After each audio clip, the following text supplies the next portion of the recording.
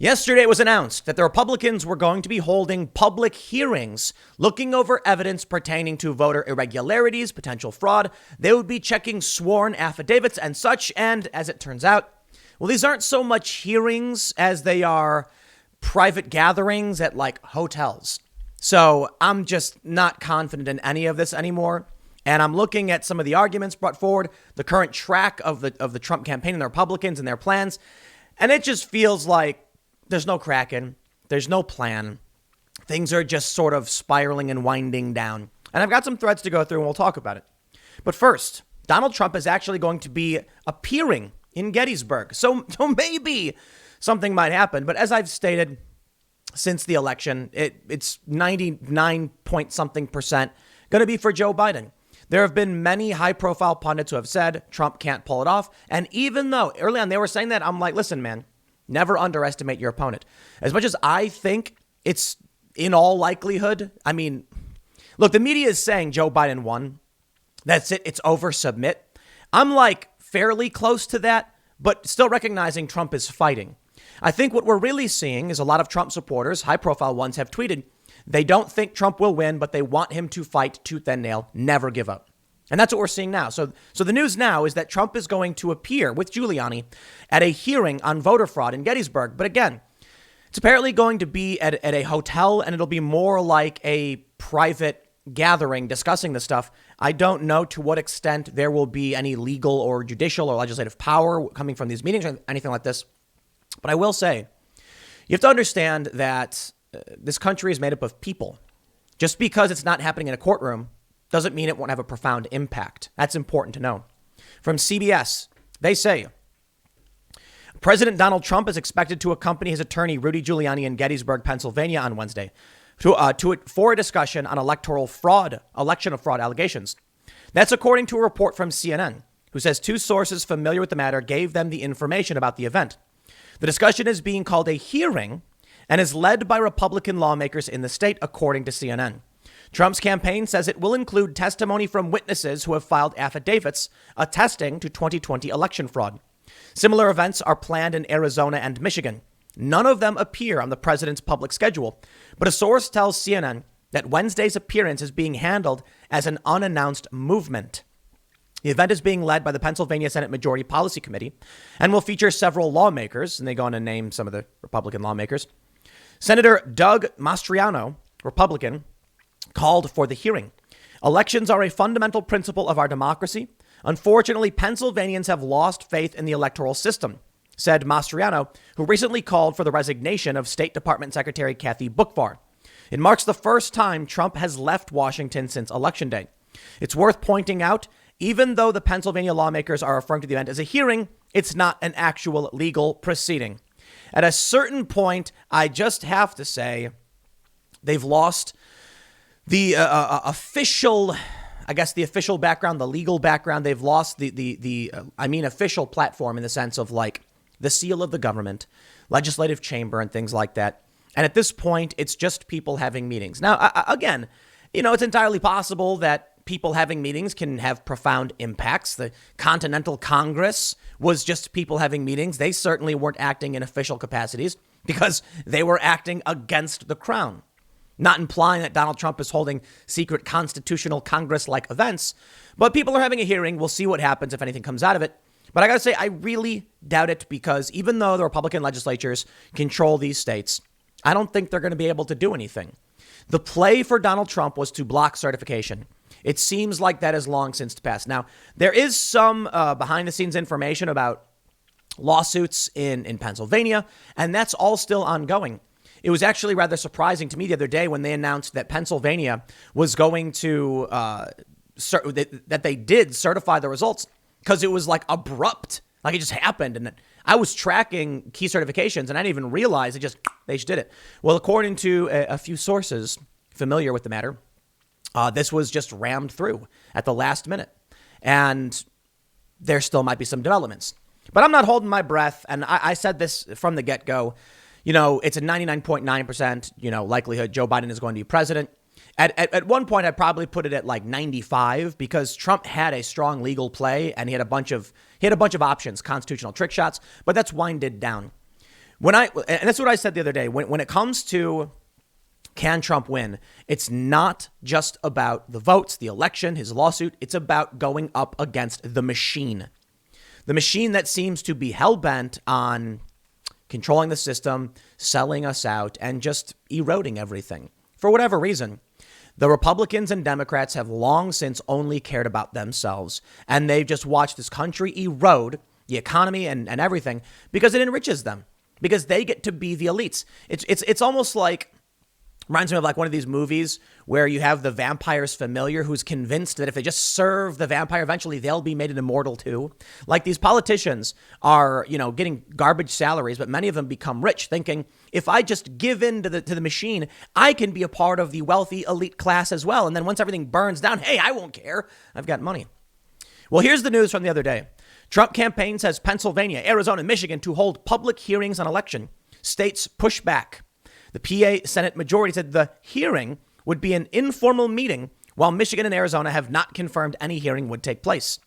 The Trump campaign on Monday claimed that state legislatures in Pennsylvania, Arizona, and Michigan would hold public hearings on the 2020 presidential election. However, officials in those key states have disputed any such hearings taking place. The Trump campaign said that the first hearing will be held in Pennsylvania, so we know that Gettysburg, Trump's going to be there. The hearing Wednesday will also feature a presentation from former New York City Mayor Rudy Giuliani, who serves as President Trump's personal attorney and is leading the campaign's legal challenges surrounding the election. But the Pennsylvania Senate majority tweeted Monday evening, referring to this as an informal meeting on 2020 election issues. If the Republicans who control the legislature wanted to have actual hearings, they probably could. So this just seems like everybody's all riled up. Let's simmer everybody down and throw them a bone and make them think we're actually doing something to help them. They say. Meanwhile, the Trump campaign claimed that next Monday, November 30th, the Arizona legislature would be holding a hearing, followed by one in the Michigan legislature on December 1st. But an Arizona GOP official told Fox News on Monday that the Speaker of the Arizona House of Representatives has not authorized any such hearing. And in Michigan, a key GOP lawmaker told the Detroit News that a hearing will not occur. Instead, the official told the outlet that there were discussions about having Giuliani testify. We've determined that logistically, it's not something we're going to be able to do.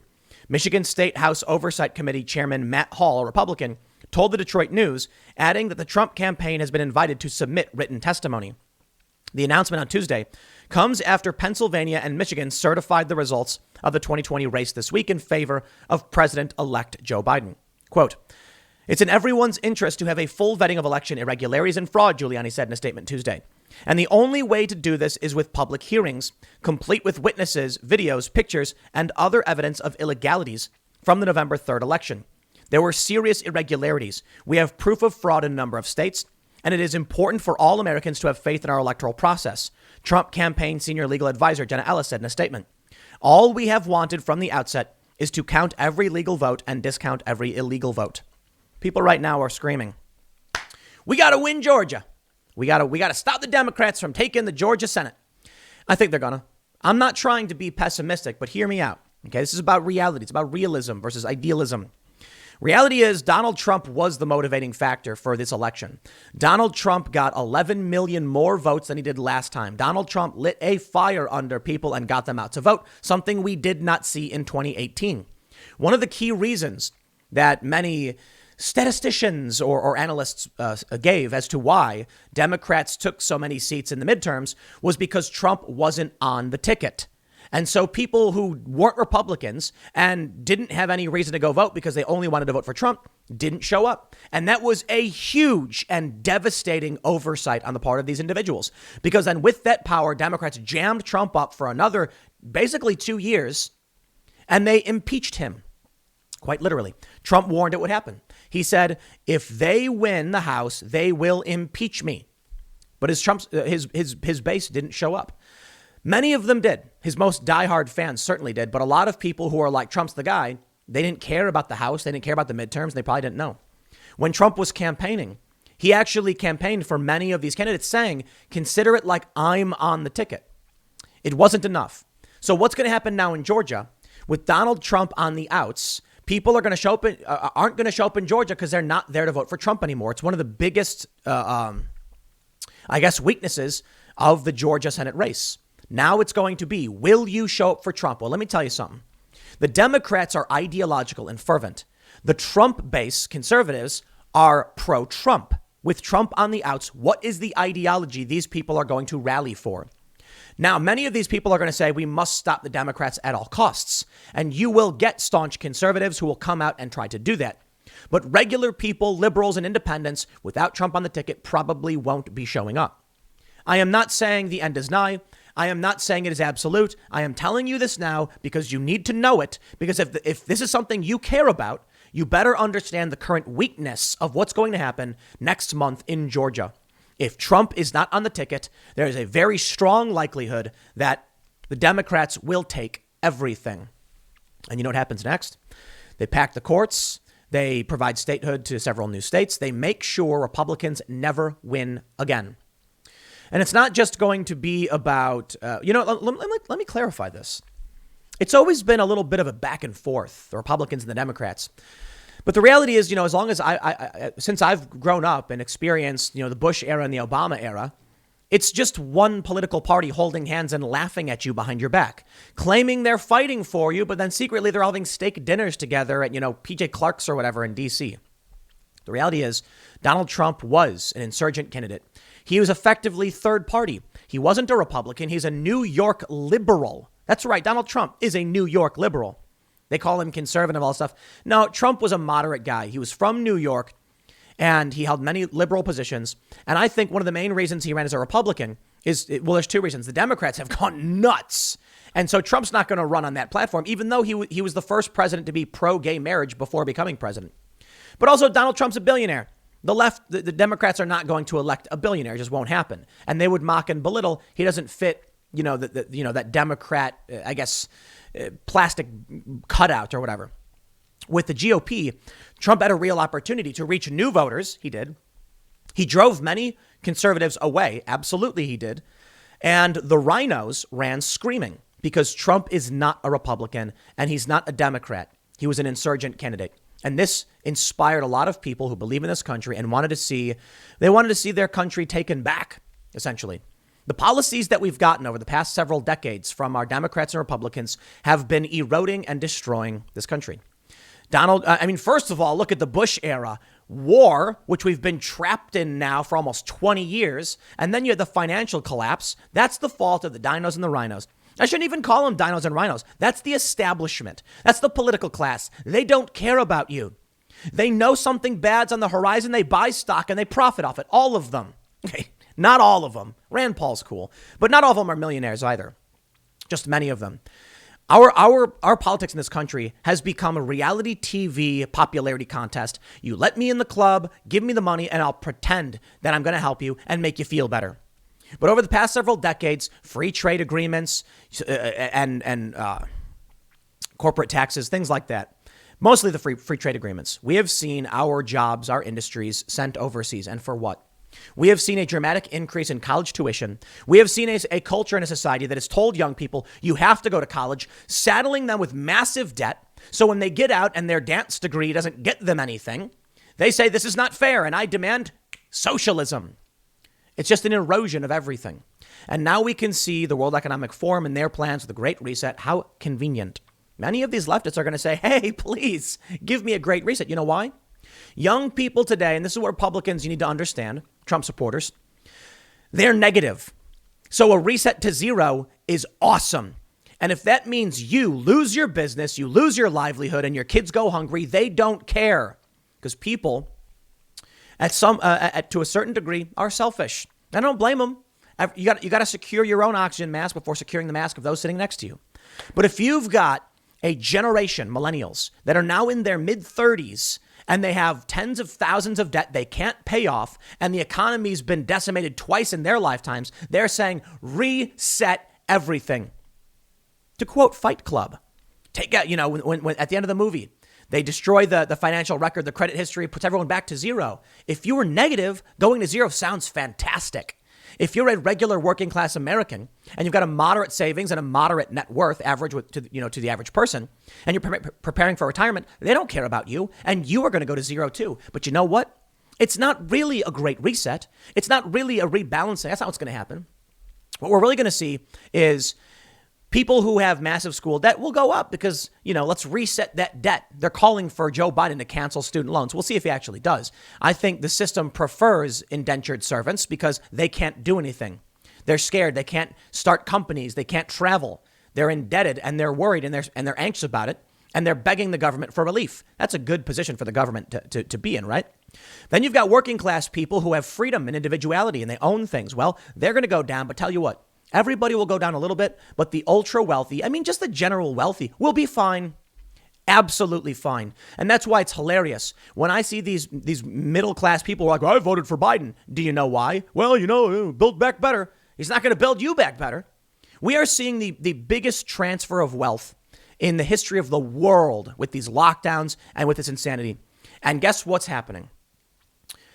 To not get off track, it just seems like the Trump campaign is trying everything possible, but they have lost major ground. They've lost momentum. And now it's a public hearing, but it's actually just a meeting at I think it's a Marriott. I'm pretty sure. I'm not trying to, but it's just a hotel. So that's it. No longer in an official position. What is going to happen? I think, I'll be completely honest, conservatives are going to grumble. They're going to grumble and they're going to go home and they're going to say, well, I don't know. The left is going to be screaming and probably riot. And then the government will probably give some kind of, some form of debt relief to them. And then conservatives are going to be like, why is my savings, why are my taxes funding these people's useless degrees? It's really incredible, actually. Look, I'm for student debt forgiveness to a certain degree, like forgiving interest rates. So people got to pay down the principal, but it doesn't pile up on them, and setting up some system for how that would work. But you got people who got useless garbage degrees for stupid reasons. And these universities are funding just total garbage. And now it is incumbent upon us they say, to pay for all of that. What people don't realize, these leftists make this argument saying someone else getting debt relief doesn't impact you at all. And they use this meme where it's like the trolley problem. And they're like, there's one track that's empty and one track with people on it, but there's dead people behind it. And they're like, well, you could save all these people, but it wouldn't be fair to those who already got run over. And it's like, no, listen. If we do student debt forgiveness, that means the taxpayer is covering that cost. It means it comes out of the value of everyone's savings and retirement. Anyway, I digress. I think that's where we're headed. I think Trump has played all of his cards. They didn't want him to win in the first place. He pulled it off somehow. And now it's basically over. Okay. I say basically because Trump could still do something, and it's never absolute. But since the election, since election night, since before, when I've been saying the mail-in ballots are going to allow them, don't underestimate Joe Biden. I'm surprised he actually won, to be fair, because, wow, people voted for that guy. There's evidence of fraud. There's evidence of irregularities. We'll probably hear more. But you know what? Are they going to do anything about it? I don't think so. I literally don't. Some of the arguments from these judges that I've seen in these Trump lawsuits, their judges are basically saying, we want this country to burn. They're saying, we know that they violated the spirit and the letter of the law, but technically the law didn't say how far an observer had to be. So in Pennsylvania, observers are supposed to watch the vote count. And a judge said, well, the election code doesn't specify a distance, so as long as they're in the building, it's fine. We know that's bunk. We know that's BS. The point of an observer is to see the ballots, but it wasn't specified. That judge just wants to watch it all burn, and they're smiling and laughing as it happens. Now, look, I think we're going to be fine. I don't think the world's going to end, but I do think the COVID lockdowns are anti-science. We've heard from the experts saying it's a last resort and we shouldn't be doing it. They're going to do it anyway. It apparently didn't work the first time, but here we go again. And the middle class, the working class are going to suffer, and it's going to create the biggest wealth divide this country has ever seen, which I fear will lead to destabilization and then eventual just outright collapse of some sort. I don't know. Maybe that's what they want. People pent up in their homes, freaking out, losing their lives, and then finally snapping. Maybe that's what they're trying to do. Or maybe our leaders, we have been electing endless, for the past several decades or longer, people who don't care, never cared, and want the easy way out. Instead of having to take responsibility and say, guess what? Sometimes people die. It's horrifying. But what is the alternative? They'd rather say, I refuse to accept responsibility. Just shut everything down. Let it be destroyed. Then I'm not at fault. I'm not in trouble. It's not my fault. Everybody else locked down too. Feckless leadership. We need leaders who will say, if you stand with me, you will face hardships, but I will do everything in my power to mitigate those challenges and make sure that you succeed to the best of your abilities, that our society, that our country, and our world do better every step of the way. But don't forget, you must realize this world is imperfect. There will be challenges. People will be hurt. People will die. And we cannot just take the easy way out, nor will I. That's a real leader. Someone who's willing to say, we face a tremendous challenge with COVID, but shutting down the economy would result in widespread chaos and death and suffering. We must find that balance to do what we can. And that means protect the vulnerable, social distance, wear masks, hand sanitize, wash your hands, and start your businesses back up. That's it. We were doing it. And then they said, oh no, it's getting worse again. Yeah, well, you know what? We can't control nature. Think about how insane that is. These people think that there will never be a circumstance. Are we going to put ourselves in a giant space bubble, create an ecosystem biosphere where we never have to worry about pathogens ever again? I'm sorry. Pandemics happen, and we have to do our best to save as many lives as possible. But if we destroy our economy, we reduce our ability to actually solve these problems in the future.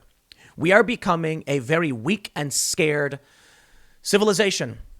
And I'll tell you what, China's not. They lock their people in their house and they weld the doors shut because they just don't care. They don't. So what are we going to do? Are we going to be strong and face adversity, or are we going to cower in our homes? We'll see how things play out, man. I'll leave it there. Next segment's coming up at 1 p.m. on this channel. Thanks for hanging out. I'm gonna say this. I'm toying around with this idea just so you know. I might reduce the amount of segments I do on this channel and just do a morning segment at 10 a.m. and that's it for the day. But then on my other channel, youtube.com/Timcast, it is literally a different channel. Type it in the address bar, you'll go somewhere else. And that's the 4 p.m. video. And this is because we're going to be launching a new vlog and just kind of spreading things out. I already produce around 4 hours per day of political commentary and interviews, which is more than I believe any other political commentator literally anywhere. I'm sure there's people somewhere just talk nonstop all day, every day. But of like the biggest podcasts in the world on the ranking charts, I produce substantially more. Not only do I do a show on this channel every single day with no days off, which is an hour and 45 minutes of full podcasting. We also have the IRL podcast, which is about 2 hours to 2.5 hours per day. Both of these are top ranking podcasts. It's kind of crazy to think that I've hit that mark, but really appreciate everyone who's watching. Now I'm thinking maybe I should tone down about an hour of that. I would still be one of the most, one of the longest talking political commentator, like the longest shows in political commentary. But it's going to allow me to, for one, go to the bank and do stuff like that because I'm working all day. But we're setting up a vlog. We're going to do an online store and we're going to do some non-political stuff. So that's probably coming sometime in the future. We'll see when I do it. Probably I'll take Thanksgiving off and just enjoy some time to myself. But thanks for hanging out. I will see you all at 1 p.m. on this channel.